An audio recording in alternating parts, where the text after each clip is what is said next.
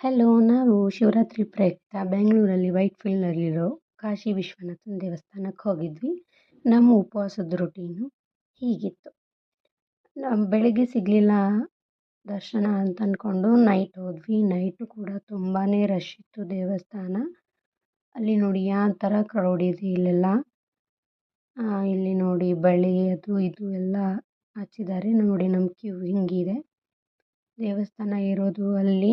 Q ನೋಡಿ ಇಲ್ಲಿಂದಾನೇ start ಆಗಿದೆ. So Q ಹಚ್ಚೋಣ ಅಂತ ಹೋದ್ವಿ. ಕ್ಯೂ ತುಂಬ ದೊಡ್ಡದಾಗಿತ್ತು.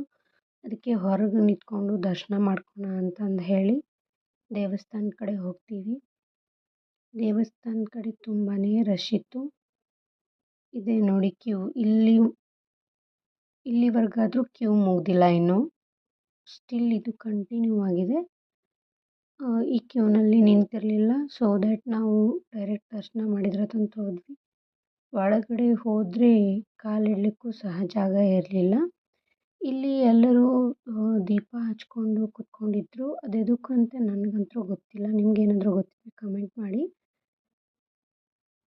ಈ ಥರ ಇತ್ತು ಒಳಗಿನ ವ್ಯೂವು. ಮತ್ತು ಇಲ್ಲಿ ಸಣ್ಣ ಮಕ್ಕಳೆಲ್ಲ ಶಿವನ ವೇಷ ಹಾಕ್ಕೊಂಡು ಫುಲ್ ನೃತ್ಯ ಮಾಡ್ತಿದ್ರು.